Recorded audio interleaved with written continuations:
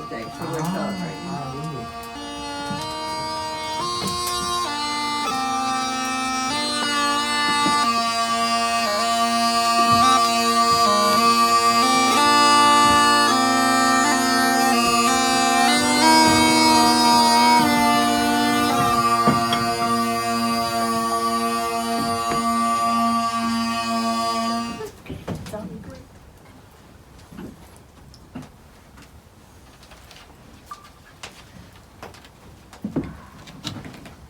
Actually, I can see better without them.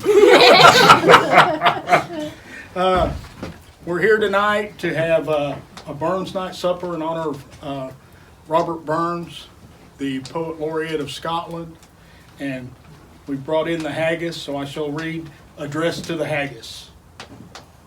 Fair fa, your honest sonsie face, great chieftain o' the pudding race. Aboon them aye ye take your place, paunch, tripe, or thorn. Weel are ye wordy ao grace, as long as my arm. The groaning trencher there ye fill, your hurdles like a distant hill. Your pen was helped to mend a mill in time of need. Well, through your pores the dews distill like amber bead. His knife see rustic labor dight, and cut ye up with ready sleight, trenching your gushing entrails bright like ony ditch. And then, oh what glorious sight, warm, reeking, rich.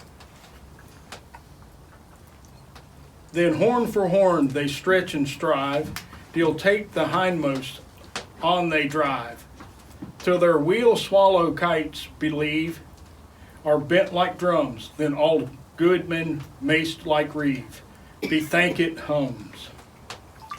Is there that o'er his French ragout, or olio that wad staw stove, or fricassee wad make her spew with perfect sconner?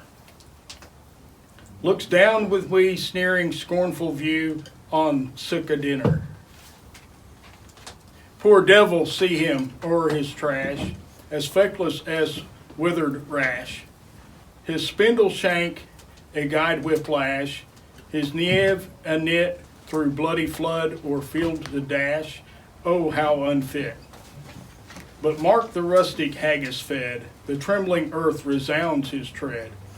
Clap in his wally nieve a blade, he'll make it whistle, and legs and arms and hands will sned like taps o' a thistle. Ye powers what make mankind your care, and dish them out their bill of fare. Old Scotland wants nae skinking ware that drops in luggies, but if ye wish her grateful prayer, gie her an haggis. Thank you. Bravo, bravo. Do we have a knife to cut the haggis with? I'm supposed to use your dirt.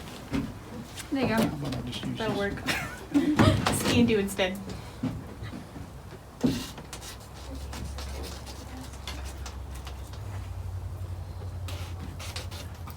Kind of crusty sounding. It's just the that's skin. the- Okay, good. We don't have to eat that part. No. There, we'll open it up there. There you go, get you a big wad of that. I take it that's some kind of animal casing? Yes. Yes. Yeah, traditionally, yeah. Yes. And you can eat it if you wish, but you don't. Ski and do instead.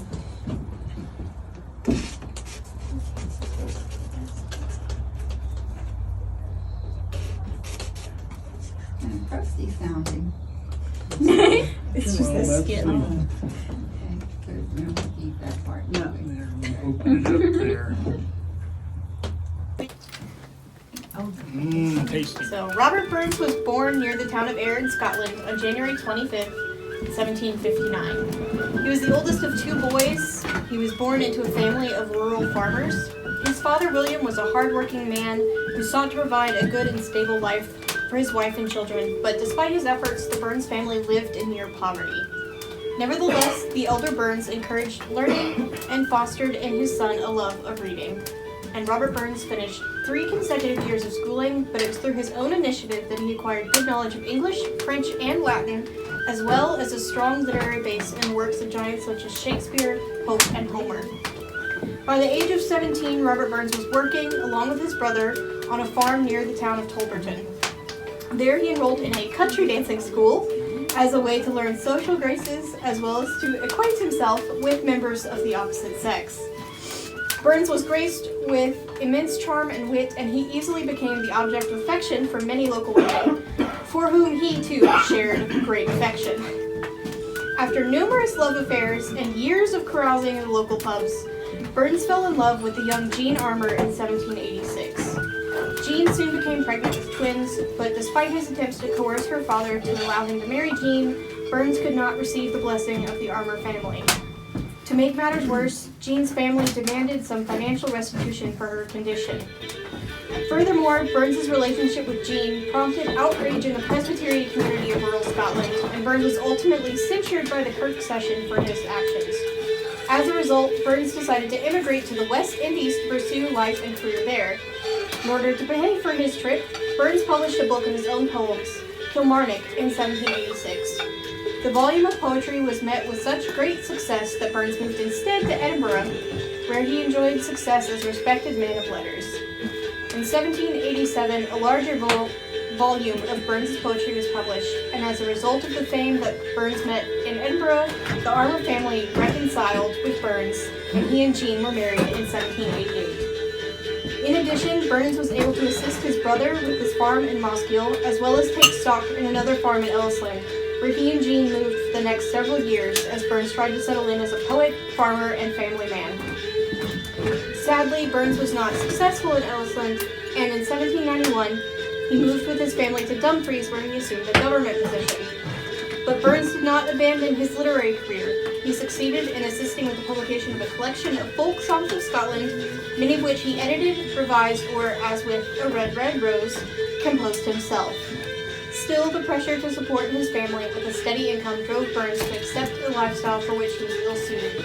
In the end, the monotony of government work took its toll, and after several years of drinking and carousing, Robert Burns died of heart disease at the age of 38 in 1796.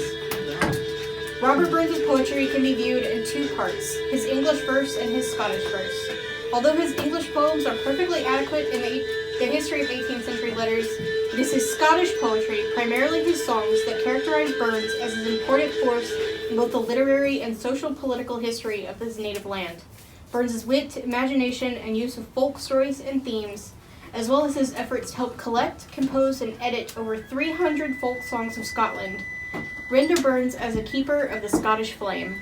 Through his unique literary talents, Robert Burns gave voice and rise to Scottish folk, Scottish culture, and Scottish history. And that's the immortal memory of Robert Burns. The wintry Midwest extends his blast, and hail and rain doth flow. O'er the stormy north sends driving forth the blinding sleet and snow. While tumbling brown the burn comes down, and the roars for a bank to bray, and the bird and beast in covert rest, and pass the heartless day. The sweeping blast the sky o'ercast, the joyless winter day. Let others fear, to me more dear than all the pride of May. The tempest howl, it soothes my soul, my grief it seems to join. The leafless trees my fancy please, their fate resembles mine.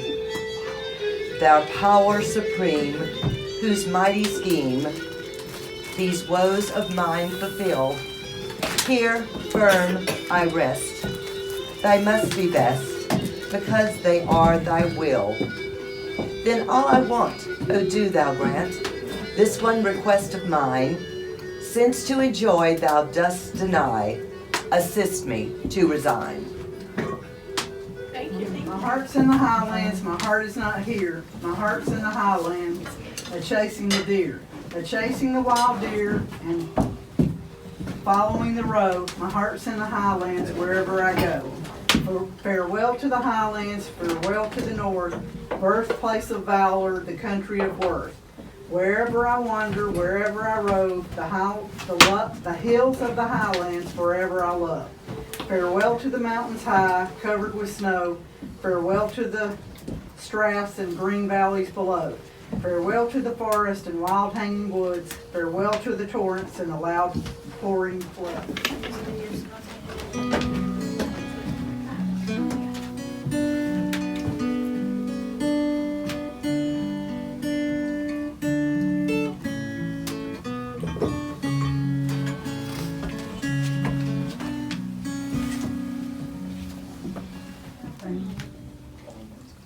That's a big loss there. Oh, so yeah. I don't know.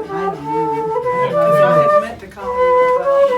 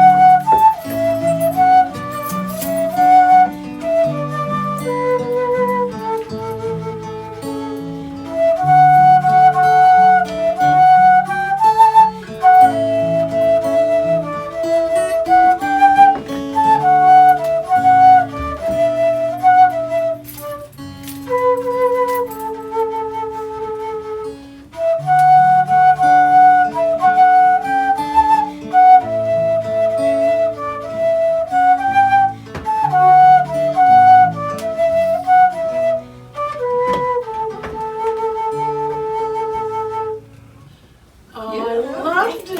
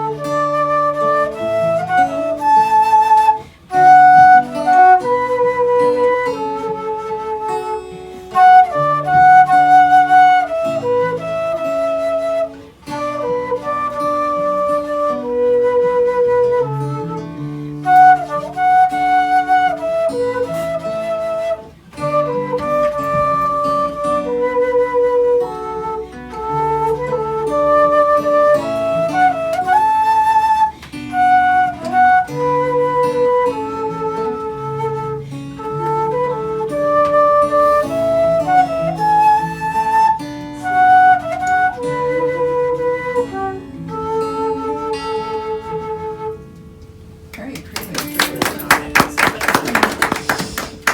So I think this roughly means it's someone he's reminiscing about an old friend that he used to run about the hills with, swim in ponds with, hang out a lot with. And they've been separated by time and space, kind of. The seas between them have roared. They haven't seen each other in a long time, but they're going to get together and have a glass of whiskey together for old time's sake.